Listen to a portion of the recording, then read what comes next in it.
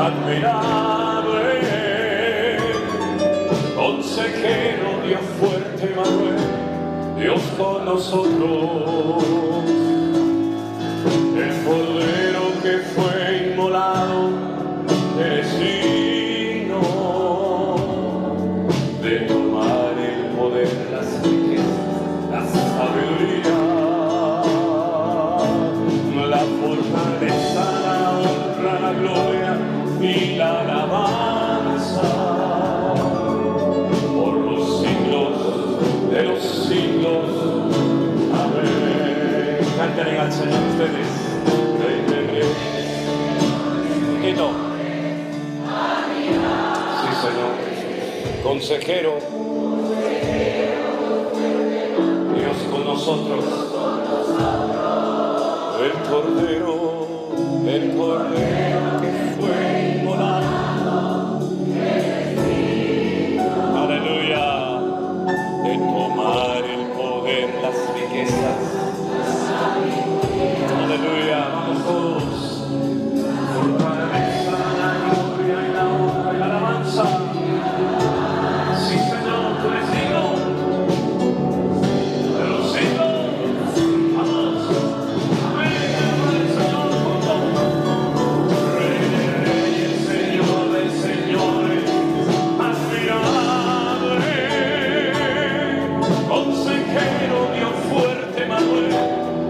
Con nosotros, el Cordero que fue inmolado, eres digno de tomar el poder, las riquezas, la sabiduría, la grandeza, la honra, la gloria y la alabanza por los siglos de los siglos.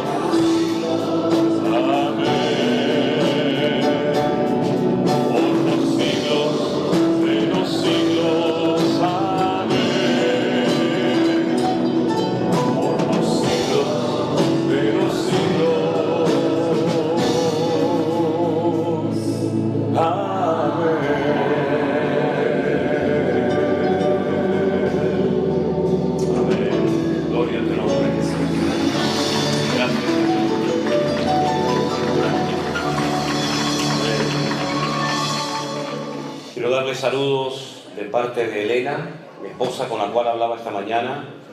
Ella está en Madrid con mis hijas y con mi yerno y con mi nieto, porque han ido a un concierto cristiano y van a estar allí el fin de semana en Madrid. Llegaron ayer, van a estar hoy en ese concierto y mañana ya vuelven otra vez a casa, a Tenerife, para el culto a la tarde. Y ella me decía cómo me gustaría poder estar con mis hermanos en esta mañana, en esta reunión, pero debido a una situación que pasó con nuestra hija Miriam, que tiene que comenzar justamente, miren por dónde me acabo de dar cuenta ahora mismo, el día 14 de marzo. El día 14 de marzo del 2020 fue cuando el gobierno en España, por lo menos, dictaminó el confinamiento, el estado de emergencia, de alarma, y el 14 de marzo, 3 años después, mi hija Miriam comienza un tratamiento para su enfermedad que se llama esclerosis múltiple. Así es que las vueltas que da la vida, ¿verdad? ¿Quién nos diría en aquellos momentos lo que iba a suceder 3 años después? Pero hemos visto su gloria durante todos estos años. Hemos quedado realmente sorprendidos y seguimos estando sorprendidos por la cantidad de personas que en muchas naciones de la tierra en aquellos días entraban en contacto con nosotros a través de correos, a través de mensajes, de llamadas, y no dejamos de sorprendernos cuando viajamos por algunos de los lugares donde nos invitan o donde hay hermanos que se quieren juntar, como por ejemplo aquí en San Francisco. Recién hemos estado en Las Vegas y también ya veníamos anteriormente de Miami. No nos dejamos de sorprender de ver hermanos que conducen horas y horas y días incluso, y hermanos que vienen en avión haciendo un esfuerzo tremendo para estar en estas reuniones, y la verdad es que les agradezco de todo corazón el esfuerzo que muchos de ustedes han hecho para poder estar en esta mañana en este sitio. De verdad que el Señor les bendiga. También mando saludos, hablé con él esta mañana, nuestro copastor de la iglesia en Tenerife, Anderson, que espero que algún día pueda venir por aquí, por estas tierras, y también lo puedan conocer a él y él pueda también ministrar. Él manda saludos. Anoche tuvieron una vigilia de oración en una de nuestras iglesias allí en Canarias y estuvieron orando por esta reunión en esta mañana. Él manda muchos saludos. Y gracias al Señor por su vida también. Una de las cosas que quisiera decir, no lo he dicho en estos días, pero quiero decirlo en esta mañana. A mí no me importa que la gente reenvíe los devocionales y cuando tengo tiempo, apenas tengo tiempo últimamente, a veces ni para comer. Ayer, ustedes saben que estaba aquí y no pude comer, era imposible comer. Me venía a la mente ese versículo que decía que Jesús y los discípulos no tenían tiempo ni para comer, ¿verdad? Y ayer no comí aquí porque eran todos saludos y fotos y estas cosas que a ustedes les gusta tanto, ¿no? Entonces, a mí no tanto, pero bueno, no me queda otro remedio, ¿no? Entonces, no me importa eso que reenvíen mensajes, que reenvíen lo del pastor online, los cultos. Lo que no me gusta, en absoluto, son los oportunistas. Son las personas que con mi nombre, con el nombre de nuestro ministerio, Centro Evangélico Vida Nueva, con mi cara, abran páginas en Facebook o en YouTube o donde sea, y después incluso se dediquen a pedir dinero en mi nombre. Ustedes saben que yo no pido dinero ni nada a nadie. No pido nada.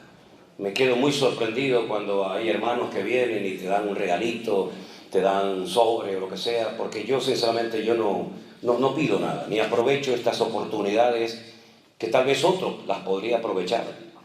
Pero yo no pido dinero jamás, ni aquí en presencia de ustedes, ni a través de las redes sociales. Entonces, si en algún momento ven mi fotografía o ven una página ahí en Facebook o un canal en YouTube donde hay alguien que José Manuel Sierra, Centro Evangélico Vida Nueva, y ahí hay predicaciones, le cambian el fondo, a veces ponen unos fondos horribles.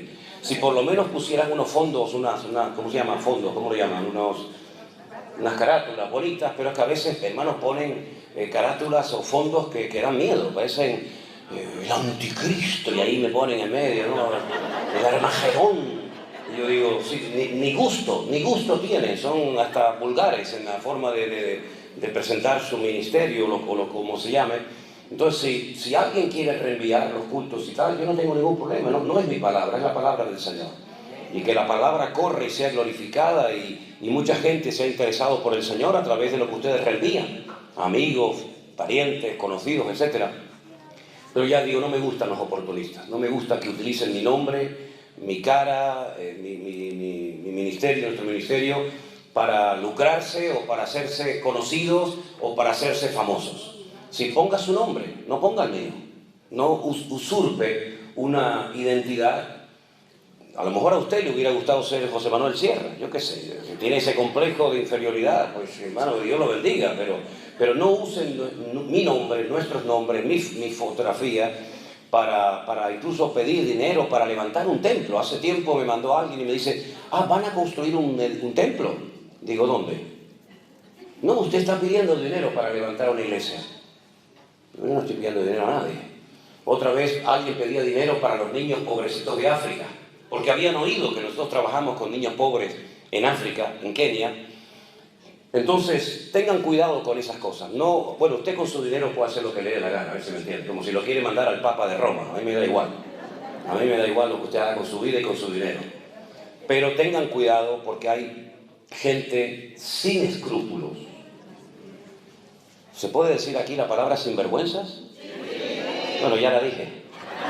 Ya la dije. No, es que a veces una palabra normal para nosotros es terrible para otros, ¿no? Y hay hermanas que me dicen, usan una palabra, dicen, no, nosotros decimos, yo lo eché, le dije que se fuera, pero algunos de ustedes utilizan una palabra para que una persona se vaya.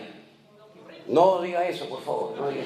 Eso para nosotros es terrible. Esa palabra jamás en mi vida me atrevería yo a decirla, porque para nosotros los españoles es una palabra muy, muy fuerte, terrible. No le voy a explicar lo que es, porque hasta me da vergüenza decirlo. Y entonces uno tiene que tener a veces cuidado porque dices una cosa y lo dices tan normal y te escriben, pastor. Y estiran así la palabra, pastor, lo que usted dijo. Por ejemplo, nosotros, y perdonen, nosotros en España utilizamos una palabra para cuando hay un desorden, cuando hay un caos, ¿no? Por ejemplo, imagínense, yo entro aquí y todo está tirado, todo está desordenado, es un relajo esto, ¿no? Y nosotros decimos, esto es un desmadre. Un desmadre, es un despelote, como dicen los argentinos, es un caos, un balagán, como se dice en hebreo, ¿sí? Y entonces me escribían y me decían, pastor, ¿qué ha dicho? Digo, un desmadre. No, pastor, igual. En fin, ustedes ven los correos bonitos, pero los feos me lo mandan a mí por privado. Y ahí me llaman de todo, ¿no? Bueno, hermanos queridos, dicho esto, a mí me gusta siempre cuando tenemos un tipo de estos encuentros o actividades, en uno de los mensajes, hablar de los acontecimientos finales, ¿sí? Es un tema que a mí me apasiona, llevo muchos años estudiando las profecías bíblicas y yo creo que en esta mañana, viendo el hambre que hay de parte de ustedes hacia la palabra del Señor, yo creo que sería bueno que reflexionáramos un poquito acerca de los acontecimientos finales. ¿Les parece? Cierre sus ojos un instante, por favor, y vamos a orar y pedir la bendición de Dios para esta palabra que hoy el Señor quiere compartir con todos y con cada uno de nosotros. Padre, te doy muchísimas gracias por este privilegio tan maravilloso que nos estás dando de poder estar aquí esta mañana juntos con tantos hermanos y también con hermanos que ahora mismo nos están siguiendo también por las redes, por Facebook, por Zoom, por los cuales también oramos, Señor, y pedimos que tu palabra caiga en buena tierra, en corazones sedientos y preparados y dispuestos para aprender más y más de ti, Señor. Dirige esta reunión, esta exposición de tu palabra, y que seamos gratificados por traer una palabra a nuestras vidas en esta mañana. En el nombre bendito de Jesús. Amén. Y amén. Gloria al Señor. Espero que no se me caiga agua. No, esperen. Todavía no he empezado y ya están aplaudiendo. Ustedes son gente de fe, ¿eh? Ustedes son gente de fe. Bueno, en segunda de Tesalonicenses hay dos cartas que el apóstol Pablo, por lo menos que tengamos en la Biblia, le escribió a esta congregación donde estuvo muy poquito tiempo, porque hubo una terrible persecución y el apóstol Pablo tuvo que salir huyendo. Probablemente le escribió más cartas, pero en nuestras Biblias tenemos solamente dos. Una que se llama Primera de Tesalonicenses y una que se llama Segunda de Tesalonicenses. En el capítulo 2, verso 1, la palabra del Señor dice así: con respecto a la venida de nuestro Señor Jesucristo y nuestra reunión con Él, os rogamos, hermanos, que no os dejéis mover fácilmente de vuestro modo de pensar, ni os conturbéis, ni por espíritu, ni por palabra, ni por carta, como si fuera nuestra, en el sentido de que el día del Señor está cerca. Nadie os engañe en ninguna manera, porque no vendrá sin que antes venga la apostasía y se manifieste el hombre de pecado y el hijo de perdición, el cual se opone y se levanta contra todo lo que se llama Dios o es objeto de culto, tanto que se sienta en el templo de Dios como Dios, haciéndose pasar por Dios. Verso 5. ¿No os acordáis que cuando yo estaba todavía con vosotros os decía esto? Y ahora vosotros sabéis lo que lo detiene, a fin de que a su debido tiempo se manifieste. Porque ya está en acción el misterio de la iniquidad, solo que hay quien al presente lo detiene, hasta que él, a su vez, sea quitado del medio. Entonces se manifestará aquel inicuo, quien el Señor matará con el espíritu de su boca y destruirá con el resplandor de su venida. inicuo, cuyo advenimiento es por obra de Satanás, con gran poder y señales y prodigios mentirosos, con todo engaño de iniquidad para los que se pierden, por cuanto no recibieron el amor de la verdad para ser salvos. Por esto, Dios les envía un poder engañoso para que crean a la mentira, a fin de que sean condenados todos los que no creyeron a la verdad, sino que se complacieron en la injusticia. Siempre me ha llamado la atención el nivel, la profundidad de enseñanza que Pablo emplea en esta congregación en la que estuvo muy poco tiempo al frente de ella. Algunos comentaristas dicen que el libro de los Hechos nos relata una estancia muy breve, muy corta en Tesalónica, por lo menos en la congregación, pero algunos creen que estuvo, digamos, como en una casa aparte, el apóstol Pablo durante un tiempo afincado en esta ciudad. Bueno, sea como sea, lo que está bien claro es que el apóstol Pablo toca una serie de temas en esta carta y en la anterior, que para muchos cristianos sigue siendo un misterio y algo casi incomprensible lo que el apóstol Pablo está contando en estas cartas. Porque él habla como si los hermanos que van a recibir la carta supieran de lo que Pablo está hablando. Y es una lástima, por no decir una tragedia, que muchos cristianos, gente que ha estado toda la vida supuestamente en una congregación, congregándose, no tengan ni idea de los acontecimientos finales, de lo que se llama escatología, y cómo poner en orden los acontecimientos finales, y cómo poder saber o discernir en qué tiempo de la historia del programa profético de Dios nos encontramos. He tenido incluso experiencias con algunos pastores que me han dicho en privado: yo no predico y enseño nunca de las profecías de los últimos tiempos, ni del Apocalipsis, ni de Ezequiel, ni de Daniel, porque no tengo ni la más remota idea de dichos temas. Y el libro del Apocalipsis debería ser uno de los libros más leídos por la iglesia del siglo XXI. Porque podemos asegurar que somos la generación más próxima, más cercana a estos acontecimientos que hemos leído en esta mañana que ninguna otra generación que nos ha precedido en el pasado. Se lo puedo asegurar. Nosotros hoy en día disponemos de una información prácticamente en tiempo real de acontecimientos que si los hubieran oído o visto nuestros hermanos de otros tiempos y de otras generaciones, hubieran discernido inmediatamente que queda poco para los tiempos finales.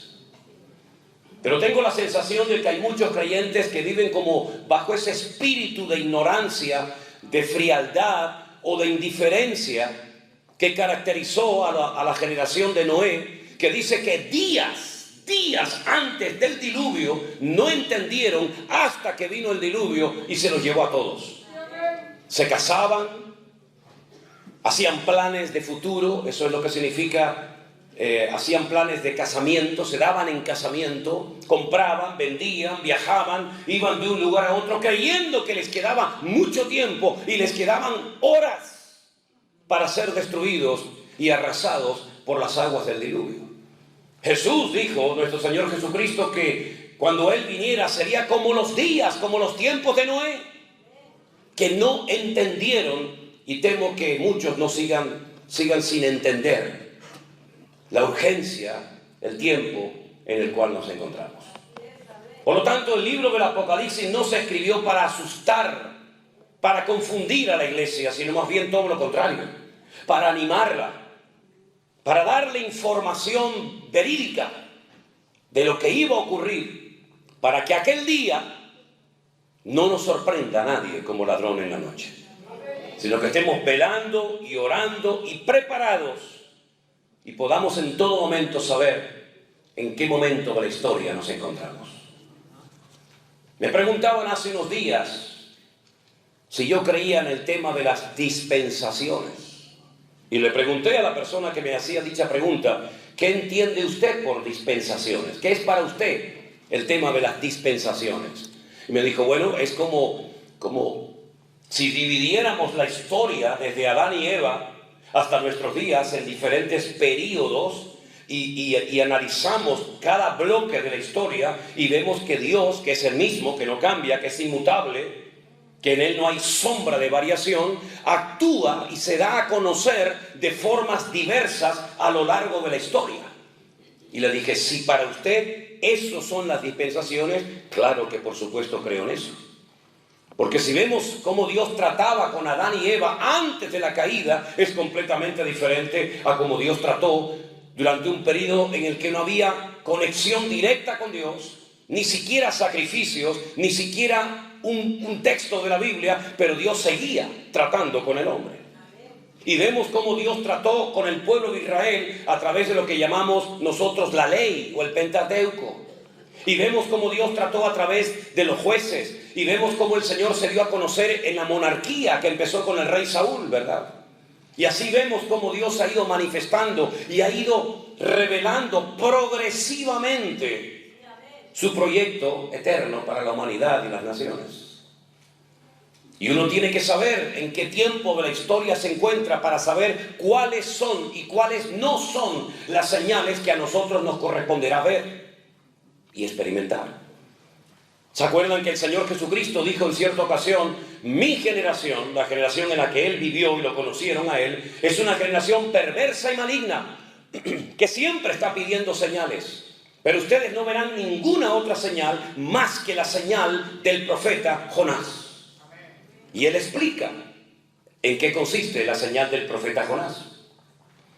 Él dice, como estuvo Jonás en el vientre del gran pez 3 días y 3 noches, así estará el Hijo del Hombre 3 días y 3 noches en el vientre de la tierra, hasta que Él sea levantado, y cuando Él sea levantado atraerá a los hombres hacia Él. Esa fue la señal fundamental que vieron las personas de la generación del Señor Jesús. Pero sin embargo, en la época de Noé, esa señal no la vieron, sino vieron la señal del diluvio.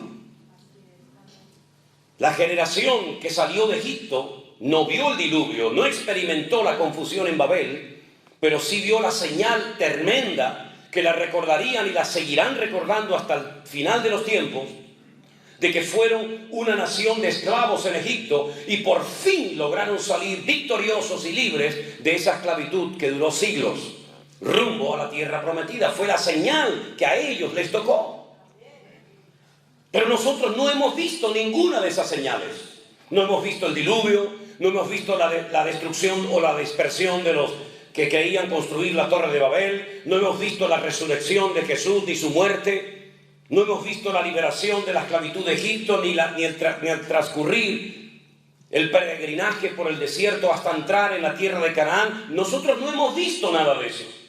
Tenemos información por las páginas de la Biblia, pero no las hemos vivido en carne propia. Pero eso no significa de que nuestra generación, nuestros tiempos finales, no verán ciertas y determinadas señales que otros no vieron, pero que nosotros lo más seguro que también las podamos ver. Entonces, no esperemos lo que no nos corresponde ver ni recibir, pero sí tenemos que estar preparados para lo que sí nos corresponde experimentar, ver y vivir. Cuando el apóstol Pablo le escribe a los hermanos de Tesalónica, él les está hablando en un nivel de madurez y de profundidad que ellos ya conocen y dominan.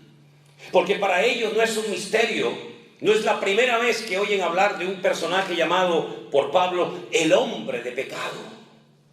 La personificación del pecado es la antítesis, es lo opuesto a lo que fue el Señor Jesucristo, que fue la personificación del orden, la personificación de la santidad, la personificación de la verdad. El hombre de pecado es el opuesto a como fue nuestro Señor Jesucristo. Su característica principal es que es un hombre de pecado. El pecado lo domina, el pecado lo controla, el pecado lo dirige, el pecado es la señal de identidad de este personaje político que se ha de levantar próximamente. El hombre de pecado, nadie lo llama así, solamente Pablo en la Biblia. Pero añade un adjetivo más, dice que es el hijo de perdición.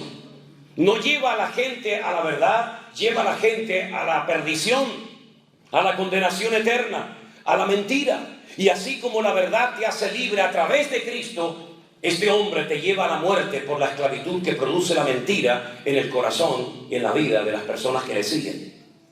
Pero añade otro calificativo más, y es el que aparece en el versículo 9, que lo llama inicuo.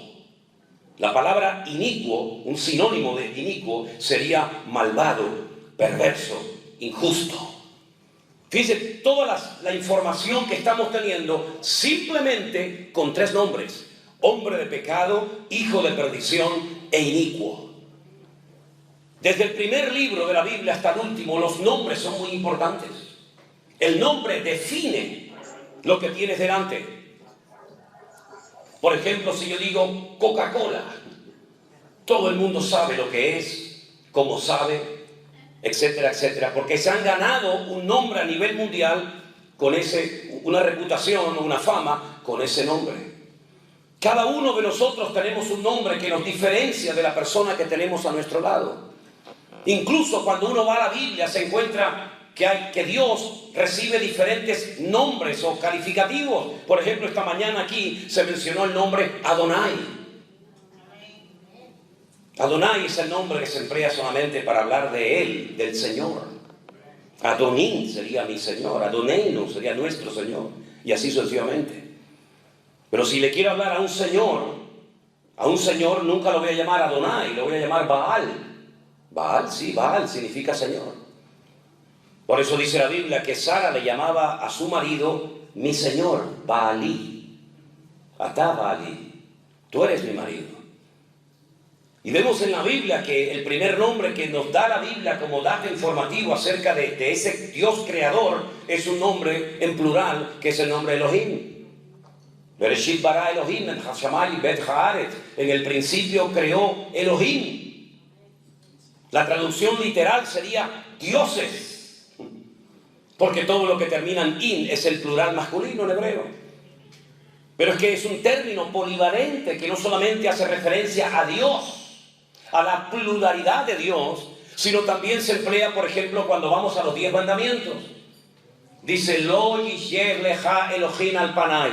No tendrás dioses, Elohim, delante de tu cara, delante de tu rostro, para postrarte ante ellos y adorarlos. Es decir, que en Génesis 1:1 aparece el nombre Elohim para hablar del Dios vivo y verdadero, y en Éxodo 20, los 10 mandamientos, dice, no tendrás Elohim, no tendrás dioses.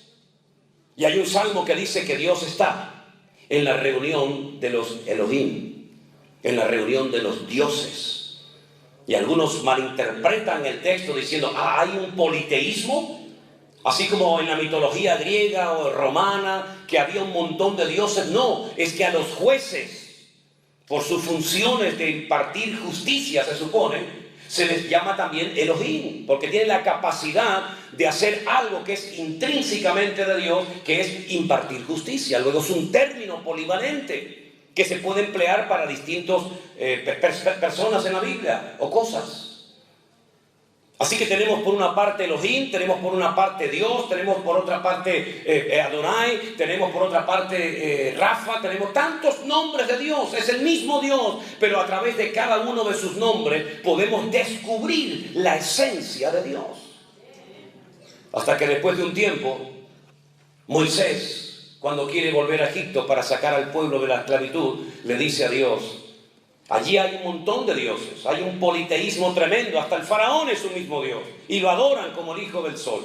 Cuando yo vaya a Egipto, ¿quién me manda? ¿Qué Dios te ha capacitado? ¿Qué Dios te ha comisionado? Y entonces Dios le revela el nombre y le dice, diles a los hijos de Israel que el que te envía es el yo soy.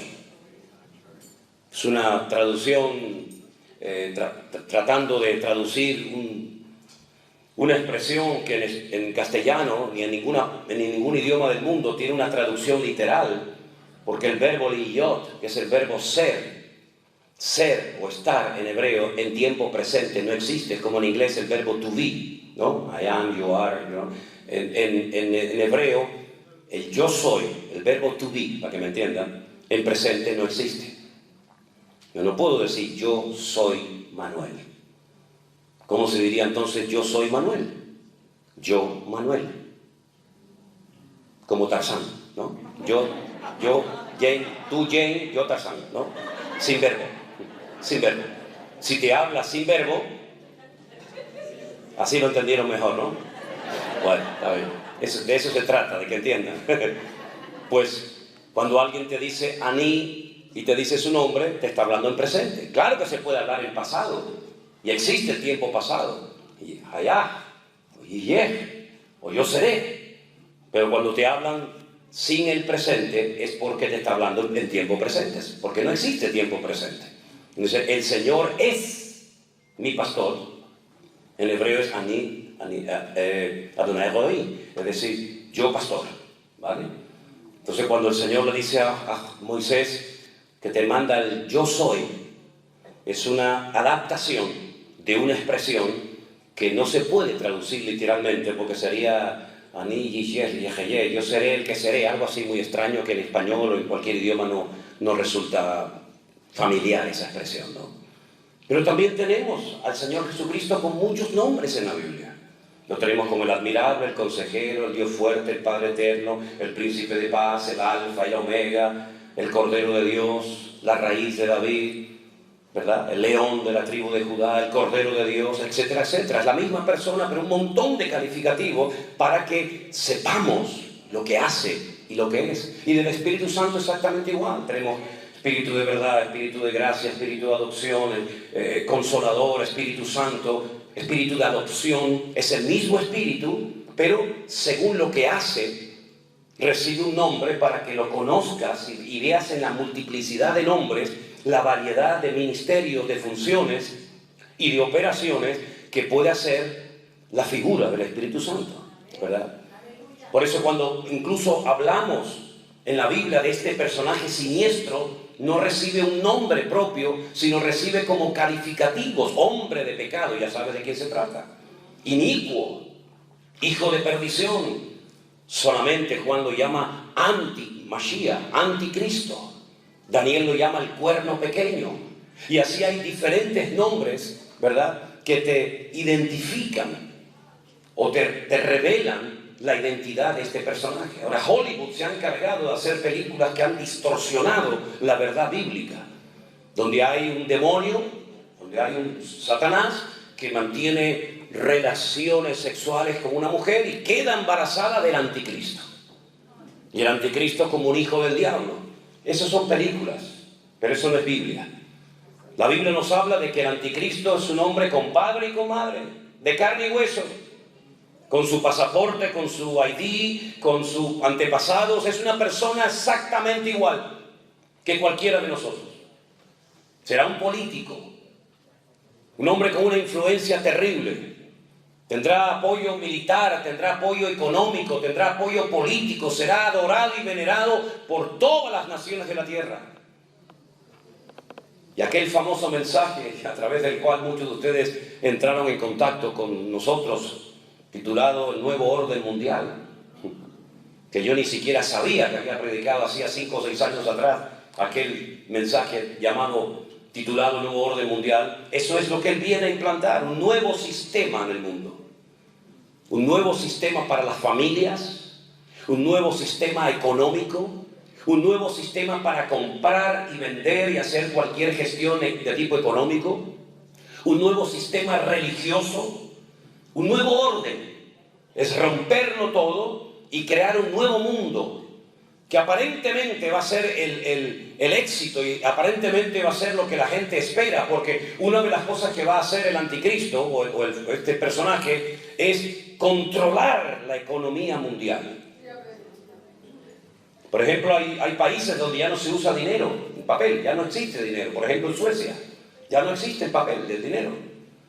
De esa manera se evita que haya una economía sumergida y que la gente pague en cash, y así no hay un control del gobierno, ¿verdad? Porque no es lo mismo ir a hacer una transferencia bancaria o hacer un cheque que decir: toma, te lo doy en mano, aquí nadie sabe nada, queda entre tú y yo. Tú me das la mercancía y yo te doy el dinero y nada más. Todo eso va a desaparecer. Será imposible engañar, porque habrá un control de cada persona marcándolo como si fueran animales. Revelar esto hace 2000 años en el libro del Apocalipsis era algo impensable. Juan probablemente diría, pero ¿cómo se va a poder controlar a la población mundial? Se va a poder, de hecho ya estamos controlados.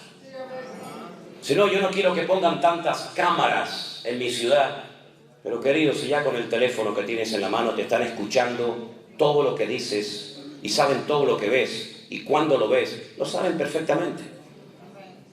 Esas grandes cadenas multinacionales de telecomunicación están grabando constantemente lo que decimos y lo que vemos. Incluso lo que ves en televisión, ellos también te están viendo a ti, por si no lo sabías. Nunca me olvidaré cuando entré un día a una tienda de computación y era un amigo mío el que estaba allí y me iba a arreglar un problema. Y entonces me metió dentro de una habitación y me dice, tenía la pared llena de cámaras. Una mujer lavándose, un hombre trabajando, un cocinero en un hotel, montones de cámaras. Y le digo, ¿esto qué es? Dice, estas son las cámaras de los teléfonos móviles que yo les he robado su ID y yo puedo verlos y oírlos en cualquier momento del día. Y era una persona normal y corriente. Imagínense a nivel de gobierno, imagínense a nivel de Estado. Por lo tanto, privacidad, ¿qué es eso de privacidad? Ya la perdimos hace muchos años, la privacidad. Así que el anticristo lo que hará será marcar a la gente para que nadie pueda comprar ni vender si no lleva esa marca que lo identifica en su cuerpo. Y hacía que a grandes y pequeños, esclavos y libres, hombres y mujeres, absolutamente todo el mundo estuviera tremendamente controlado. De tal manera que ya no hace falta llevar ningún tipo de documento encima. Ni pasaportes, ni carnet de conducir, ni nada. Porque simplemente acercando tu mano a una maquinita, ya puedes pagar, ya puedes comprar, ya puedes vender, ya puedes viajar, ya puedes ir al doctor, ya puedes salir del país, puedes entrar del país, puedes hacer lo que quieras. Y el que no se deje marcar en esta segunda parte de la gran tribulación, se morirá de hambre. Porque no hay ninguna posibilidad de poder hacer nada en la vida normal. Y todas estas señales son señales proféticas que están como los volcanes, dormidas, no caducadas, dormidas, para que cuando llegue el momento todo esto explote así en cuestión de minutos y el mundo sea un mundo completamente diferente al que hemos conocido hasta el día de hoy. Pero hay un orden en todo esto y ese orden es importante que usted lo conozca para que sepa dónde estamos y para que no estemos preocupados, ni confundidos, ni amedrentados, sino que sepamos que hay un orden y en ese orden el libro del Apocalipsis lo relata con juicios y utiliza la palabra sellos, trompetas y copas. 7, 7, 7, total 21. Y este periodo tremendo de la tribulación de los últimos tiempos comienza con desatar el primer sello. Y es entonces cuando este hombre entra en la escena mundial y se le puede reconocer y decir, este es, o este no es. ¿Cómo podrían saber los creyentes que estamos acercándonos a esos tiempos y que ese hombre ya se ha dado a conocer? Porque lo va a hacer de una forma tan normal, tan natural y tan sutil que algunos ni se darán cuenta. Claro, déjenme aclararles algo. A mí me educaron en la escuela bíblica donde estudié y a muchos cristianos que nosotros no vamos a ver nada de esto. Nada, ustedes preocúpense porque el Señor va a hacer así, como una aspiradora, y va a sacar de la tierra a su iglesia y la iglesia no va a ver nada de esto. ¿Me lo puede demostrar con la Biblia? Porque yo puedo decir lo que quiera. Pero si usted no me lo puede demostrar con la Biblia, yo no tengo por qué decir amén a su palabra.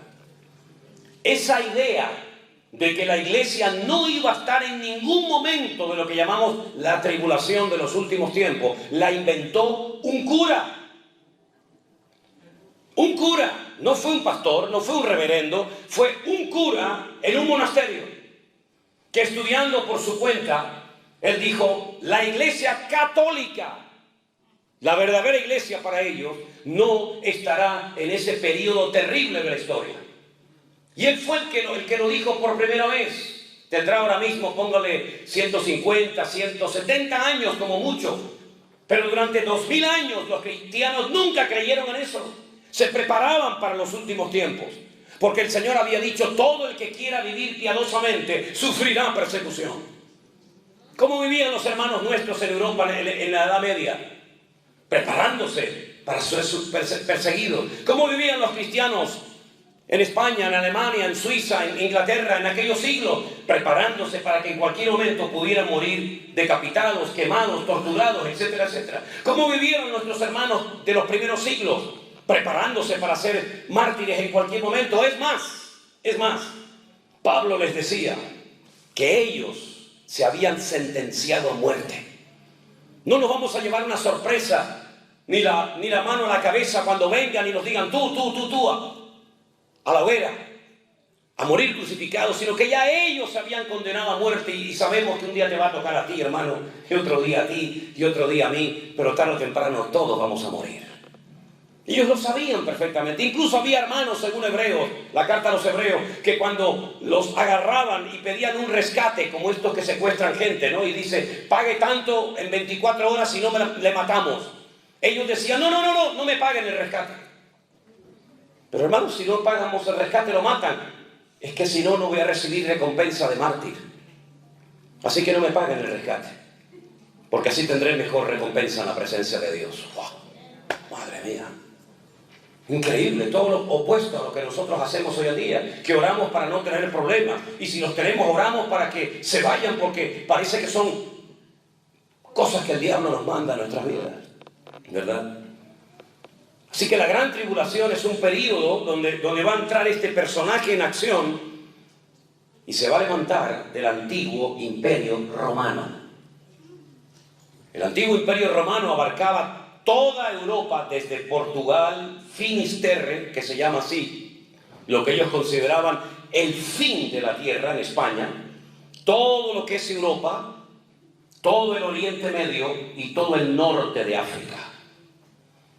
Por eso en la figura que vio Nabucodonosor, vio una estatua con dos piernas, porque representa diferentes lugares con 10 cuernos y una cabeza. Y los cuernos en la Biblia siempre son naciones y las cabezas son imperios. Eso es así siempre. Y es interesante notar que de ese antiguo territorio romano se levanta este personaje terrible. Y ya en Bélgica, en el corazón de Europa, está una sede de gobierno para todo un continente. Ustedes no viven esa experiencia, porque ustedes están aquí como ajenos de todo esto. Pero en Europa todos tenemos una misma moneda, desde el norte hasta el sur, desde el este hasta el oeste, todos tenemos una sola moneda. Ya no es como antaño que uno tenía que ir a un sitio y cambiar los francos, las liras, las pesetas. No, ya eso no existe. Solamente hay una moneda, usted puede viajar con esa moneda, el euro.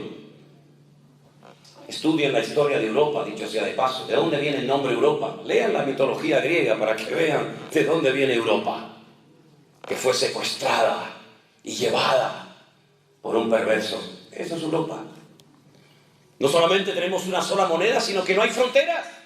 No hay fronteras en Europa. Usted llega con su carro a Francia y pasa y no hay nadie. Y entra a España y sale a Portugal, y entra a Alemania y entra a Italia y no hay fronteras. Antiguamente sería una locura que en un país no hubieran fronteras.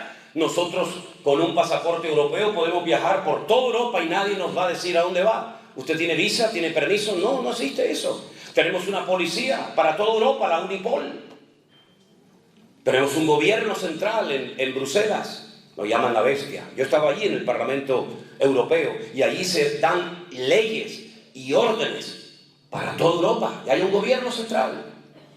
Por lo tanto, mis queridos hermanos, lo que antaño era impensable, que un continente como Europa, que se enfrentaron en dos terribles guerras, en la Primera y en la Segunda Guerra Mundial, donde unos peleaban contra otros y eran enemigos, hoy se sientan en la mesa y comen juntos. Y es algo impensable hace años atrás, que Europa, que estaban matando y peleando el uno al otro, hoy en día sean amigos. Y hacen comercio y transacciones comerciales, y viajan los camioneros, y viajan los políticos de un lugar a otro como si fueran a su propia casa.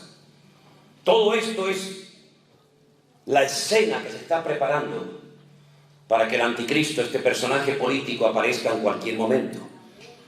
Pero Satanás sabe perfectamente que el corazón del hombre tiene tendencias o inclinaciones, digamos, de tipo espiritual. El hombre siempre, de una manera u otra, siempre adora algo o a alguien, al sol, a la luna, a la piedra, a los pájaros, a Dios, a quien sea. Y entonces, como Satanás sabe perfectamente que el ser humano es un ser con tendencias religiosas, le va a dar su religión a sus seguidores.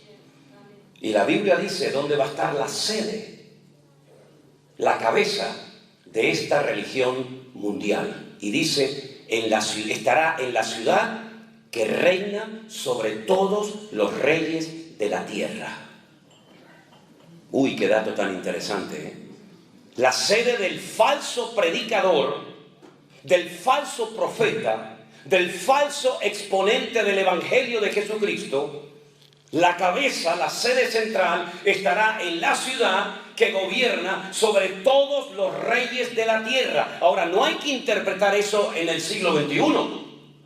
Hay que ponerse en el siglo I, cuando Juan recibió esa información, esa revelación. ¿Cuál era la ciudad que en aquel momento reinaba sobre todas las naciones de la tierra? Subrayo entre paréntesis.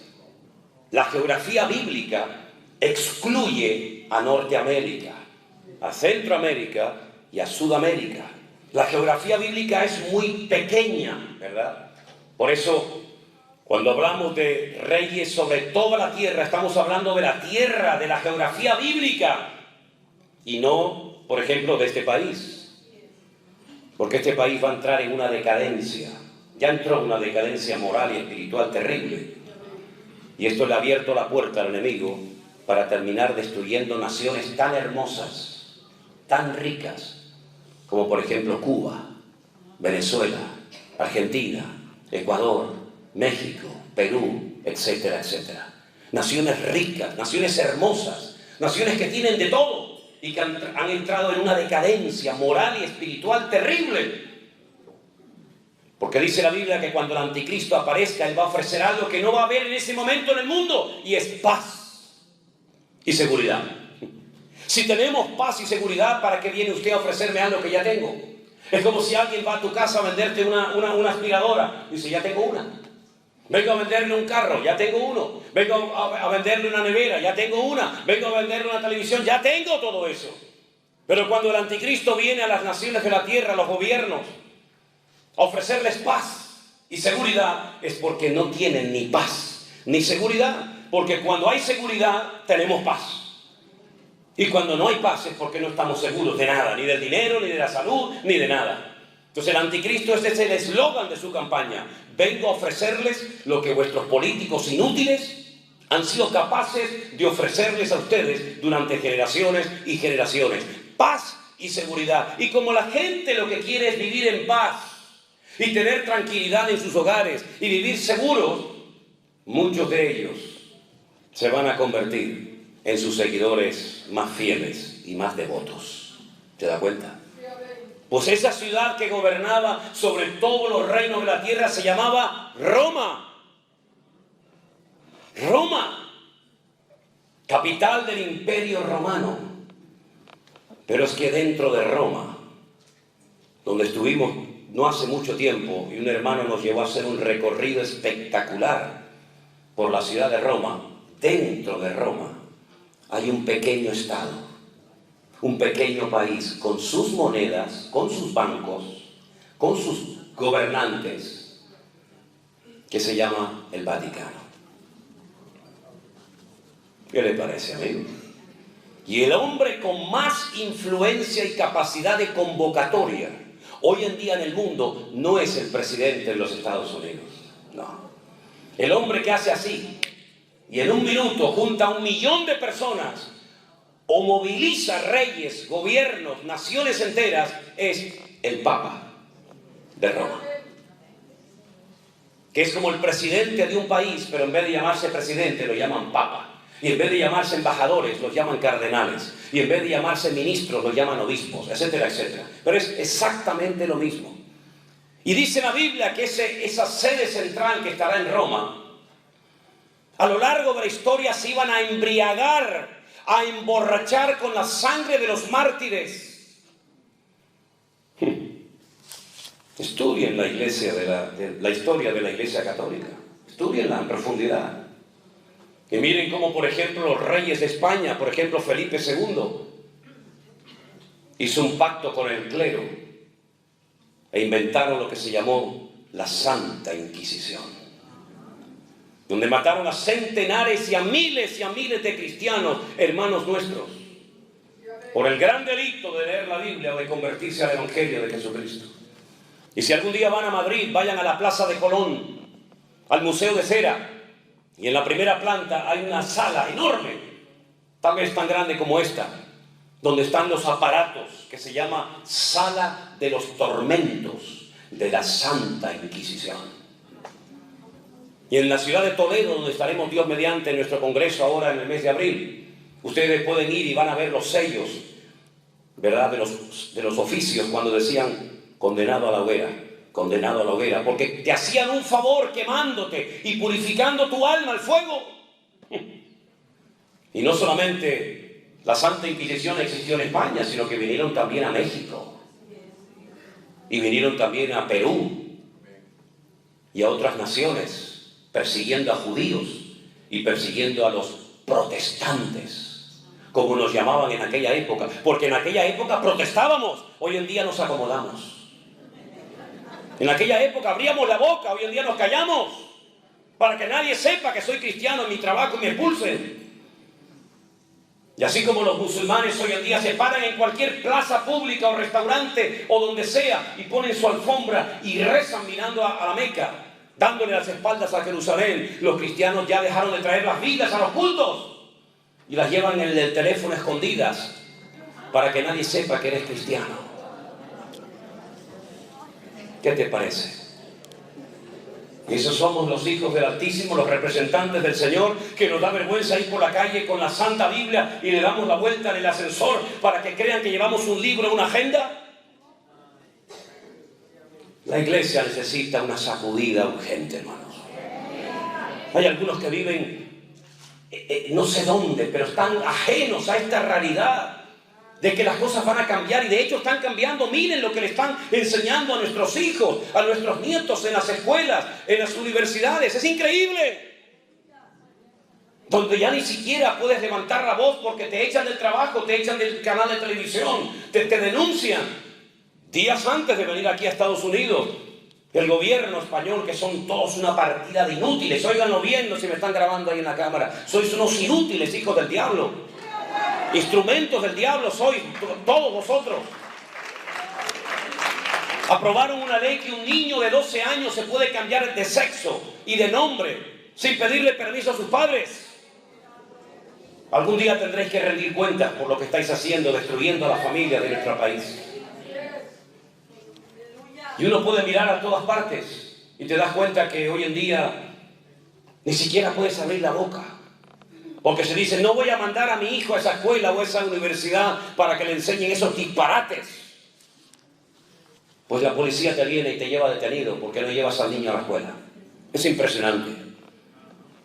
Bueno, si a Juan el Bautista le cortaron la cabeza porque le dijo al rey, te estás acostando con la mujer de tu hermano y serás robado si le cortaron la cabeza. Si a mí me tienen que cortar la cabeza por hablar la palabra de Dios, aquí está. Aquí está, no tengo ningún problema. Estáis tardando. Así que, mis queridos hermanos, la iglesia tiene que despertar a una realidad. El Señor Jesucristo viene pronto. No nos ha dicho la hora, pero sí nos ha dado señales en su palabra para que sepamos discernir los tiempos en los que estamos. Y estamos en tiempos peligrosos y en tiempos difíciles, de guerras y rumores de guerras, de terremotos terribles, como los está viendo, de un cambio en el mundo, porque el mundo está con dolores de parto, el mundo está diciendo auxilio, está gimiendo con dolores de parto. Y los dolores de parto, uno dice, son malos, no, son buenos, porque anuncian que algo viene y es la criatura. Y la tierra, cómo gime, cómo se duele la tierra con huracanes, con volcanes, con tormentas, con tsunami. Es la forma como la naturaleza dice, viene mi creador, viene mi redentor en breve. Prepárense que viene el Señor en las nubes. Aleluya. Y vemos hoy en día que donde antes no llovía, ahora llueve a cántaros. Y donde antes nevaba, ahora hay calor. Y donde antes había calor, ahora hay frío. Y ya las estaciones se han vuelto locas. Los árboles comienzan a florecer antes de tiempo porque creen que ya viene la primavera y disciernen y entienden que ya viene el calor y resulta que empiezan a sacar la flor y de repente les cae una nevada encima y los destruye a todos. El mundo está patas arriba, se ha vuelto loco, lo malo es bueno, lo bueno es malo, lo dulce es salado, lo salado... Y así el mundo se ha vuelto loco y es una evidencia de que el mundo se está rebelando en contra de las injusticias y de la corrupción y en contra de todas las barbaridades que el hombre está haciendo. Pero algunos no se dan cuenta, solamente sueñan en comprarse un gran carro. Pues cómprate el gran carro y no sé cuándo lo vas a disfrutar porque probablemente ni siquiera lo vas a poder utilizar. Dice la Biblia que llegará el tiempo cuando te casarás y otro te acostará con tu mujer antes que tú. Y la Biblia dice que algunos sembrarán el campo, pero no vas a ver la cosecha, la cosechará otro. Y algunos se olvidan de que Cristo viene pronto y que estamos en este mundo de paso. Iglesia, despierta. Iglesia, despierta, por amor de Dios. Que Cristo viene pronto, que todo esto va a explotar en cualquier momento. Y la gente no se da cuenta de lo que está pasando. Pero dice la Biblia que este personaje será tan provocador, tan descarado, que va a llegar un día en el que en el templo de Dios, verso 4, se sentará en el templo de Dios haciéndose pasar por Dios. Y volveremos a la época antigua donde los Césares de Roma y los faraones querían que fueran adorados como si fueran auténticos dioses en carne humana. Ahora bien, escuchen esto, espero poder explicarlo bien. Cuando Jesús salió en una ocasión del templo, sus discípulos le enseñaron las maravillas del templo. Herodes lo había ampliado, era un templo extraordinario. Y el Señor dijo, ¿veis todo esto? Mírenlo bien, porque no quedará piedra sobre piedra que no sea destruida. En el año 70 después de Cristo, de la era cristiana, Tito, que era el hijo del emperador romano Vespasiano, destruyó y quemó el templo de arriba abajo y no dejó piedra sobre piedra. Las quemó, las fundió, porque creían que los judíos habían escondido el oro dentro de las piedras. Y las quemaron y las destruyeron y nunca más, desde el año 70 después de Cristo hasta hoy, 2023, no se ha vuelto a construir ese templo en el monte Moriah, en la ciudad santa de Jerusalén. Es decir, que si Jesús profetizó la destrucción del templo y se llevó a cabo en el año 70 después de Cristo, ¿cómo dice Pablo ahora aquí que el anticristo o el hombre de pecado, el hijo de perdición, se sentará, futuro, en el templo de Dios, haciéndose pasar por Dios? Bueno, no hay que ser muy listo para entender que lo que está profetizando aquí el Señor es la reconstrucción del templo de Jerusalén. Porque si no hay templo, ¿cómo se va a sentar en el templo? ¿Cómo se va a hacer pasar por Dios en el templo de Dios si no hay templo? Bueno, querido, lo que te está hablando aquí el Señor claramente es que el templo de Jerusalén por tercera vez va a volver a ser reconstruido. Y los que han viajado conmigo a Israel y los que viajen Dios mediante en los próximos viajes saben perfectamente que todo ya está preparado y listo para reconstruir el templo en cualquier momento. Algunos dirán, sí, pero es que hermano, en el lugar donde antaño estuvo el templo de Jerusalén, hoy en día hay el domo de la roca, esa cúpula dorada de oro, donde abajo está la roca, la piedra que es más grande que todo esto, que es como un altar donde Abraham subió con su hijo Isaac para ser sacrificado. ¿Cómo se van a ir los árabes de allí? No lo sé. Pero que el templo se va a reconstruir allí, no tengo la más mínima duda.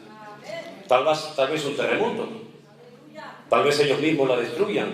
No lo sé. Pero Dios no miente y la palabra de Dios se cumplirá. Por lo tanto, esta es una de las señales de los últimos tiempos. Aquel cura que dijo que la iglesia no vería nada de esto, sino que sería arrebatada antes de la tribulación, dentro del seno de los cristianos, esa opinión o teoría no se conocía. ¿Cómo entonces se extendió tanto la idea de que los cristianos no iban a estar en lo que llamamos la tribulación o gran tribulación? ¿Cómo se extendió esto? Si no había WhatsApp, no había YouTube, no había Instagram, no había Facebook, no había redes sociales. ¿Cómo se extendió tanto por sectores bautistas, sectores pentecostales, sectores de asambleas de hermanos? ¿Cómo se extendió tanto? Ay, amigo, te voy a decir cómo.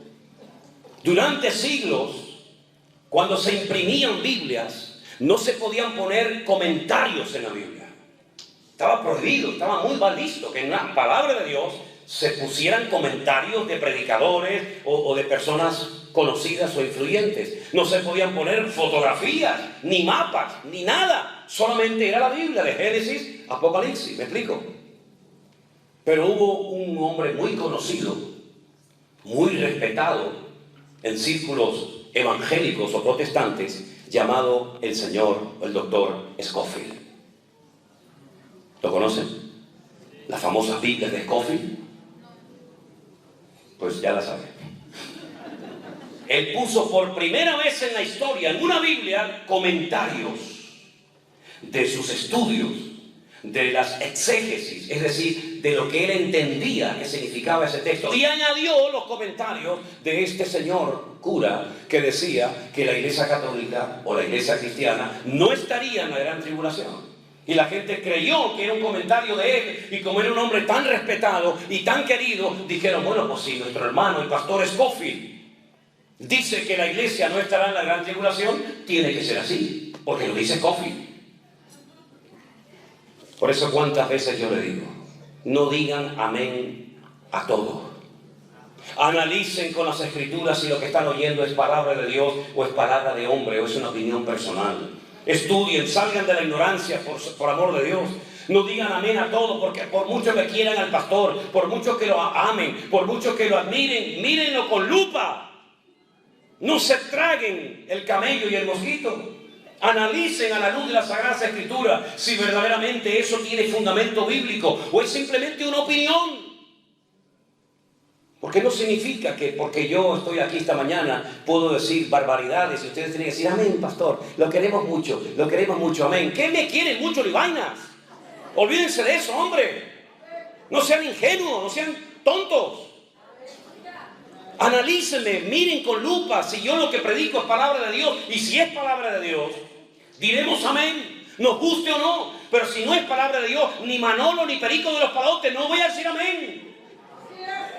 Uy, pero es que, un momento, no me aplaudan. No digan, bueno, es que es el ungido de Jehová. ¿Y usted qué es, hermano? ¿Usted no es ungido del Señor? ¿O esto es como jefes indios, vaqueros y buenos y malos? Todos somos iguales delante de la presencia del Señor. No miren, no veneren a los hombres. Pablo era un tremendo hombre de Dios y cuando terminaba de predicar decían, gracias hermano, Dios le bendiga. Vamos a escudriñar en las escrituras si lo que este hombre nos acaba de enseñar es bíblico o no es bíblico. Y dice que eran más nobles. Pero sin embargo, yo he escuchado a predicadores que dicen, hermano, no sean tan críticos como los hermanos de Berea, que todos lo miraban y todos lo cuestionaban. No, para que te digan a ti así, sí, a todo, y vivas como un rey a costa de tus ovejas. No, mis hermanos, ya terminó ese tiempo de ignorancia y de oscuridad y de tinieblas. Ahora tenemos las Sagradas Escrituras en nuestros propios idiomas para analizar si verdaderamente eso es bíblico o no es bíblico. Y me dicen algunos, sí, pero hermano, usted no conoce ese versículo. Digo, ¿de cuál versículo me va a hablar que no conozco? ¿De qué me está hablando? No conoceré de otras cosas, pero de Biblia a mí no me va a pillar en nada. Es que la Biblia dice que Dios no nos ha puesto para ira, sino para alcanzar salvación. Y yo le digo a esta persona, por si acaso hay alguien aquí así, Dios no nos ha puesto para ira, ¿no? Vamos al Apocalipsis y busquemos la palabra ira. Busquemos la palabra ira. ¿A qué ira se refiere? Y me dice, ¿que a qué ira se refiere el texto? ¿La ira del dragón? mencionada en el Apocalipsis, la ira del Cordero, mencionada en el Apocalipsis, o la ira de las naciones. ¿A cuál de las tres iras se refiere el Señor cuando dice: yo no os he puesto para ira, sino para que alcanzáis salvación? ¿A qué ira se refiere? Dios no está airado, Dios no está enojado contigo, porque tú eres real sacerdocio, tú eres nación santa, tú eres pueblo adquirido por Dios, lavado y comprado por la sangre de Jesucristo, para que anuncie las virtudes de aquel que te llamó de las tinieblas a su luz admirable. La ira de Dios no nos va a afectar. Dios no está enfadado con la iglesia. ¿Cuántos dicen amén? Dios no está enfadado con su pueblo. Puede ser que esté triste, puede ser que esté, pero enojado hasta el punto de querer machacarnos y destruirnos. En absoluto, mi hermano, en absoluto. Mi Padre no es así. Si vosotros, siendo malos, sabéis dar buenas dádivas a vuestros hijos, de tal manera que si tu hijo te pide pan, no le vas a dar una piedra, o si te pide un pescado, no le vas a dar un escorpión. Si vosotros, siendo malos, sabéis dar buenas dádivas a vuestros hijos, ¿cuánto más? ¿Cuánto más? Mi Padre Celestial os dará las cosas que ustedes necesiten. Estamos exentos de la ira del Cordero, de la ira de nuestro Dios. Pero ¿y de la ira del diablo? ¿Y de la ira de las naciones? ¿Saben cuántos hermanos nuestros en la fe están pagando con su vida y derramando su sangre por no querer claudicar y abandonar los caminos del Señor? ¿Saben cuántos hermanos han torturado y quemado en estas guerras en Siria, en Irán, en Pakistán, etcétera, etcétera? ¿Saben cuántos hermanos nuestros están en este momento en campos de concentración en Corea del Norte, en China, etcétera, etcétera? ¿Saben el precio terrible que están pagando entre algunas naciones de la tierra nuestros hermanos en Cristo? Qué lindo es estar en América. Oh, por fin el sueño americano. Oh, praise God. Praise God. Si te cogieran a ti y te llevaran ahora a Irán y te impidieran llevar una Biblia en la mano, ¿dirías praise God? ¿O dirías help me God? ¿Te das cuenta? La ira de las naciones es terrible contra la iglesia. Hay naciones donde por llevar una Biblia en la mano te cortan la mano, la cabeza. Hay lugares donde el enemigo se ha levantado con una furia contra la iglesia tremenda. Claro que el Señor no está airado conmigo, pero las naciones nos odian. El diablo nos odia, hermanos. Así como nuestro Dios nos ama, el diablo te odia, no quiere verte feliz, no quiere verte unido con tu familia, no quiere verte prosperado, no soporta verte bien, porque el ser más amargado y frustrado de la historia de la humanidad se llama Satanás. No tiene amigos, no tiene familia, no tiene iglesia, no tiene nada. Anda errante de un lugar para otro. Busca al diablo en la Biblia. No puede estar en todas partes al mismo tiempo, evidentemente. Eso solamente se le atribuye a Dios. Lo ves en el jardín del Edén, lo ves en el desierto, lo ves en la casa de Job, lo ves por aquí, porque está errante, amargado y frustrado. Todo le ha salido mal, todo. Y además hay una sentencia sobre su cabeza, como una lápida que pesa sobre su cabeza, y es que las puertas del infierno, las cuales tú representas, no prevalecerán contra la iglesia, porque el Señor ha prometido edificar su iglesia a lo largo de la historia. Aleluya. Por lo tanto, mis queridos hermanos,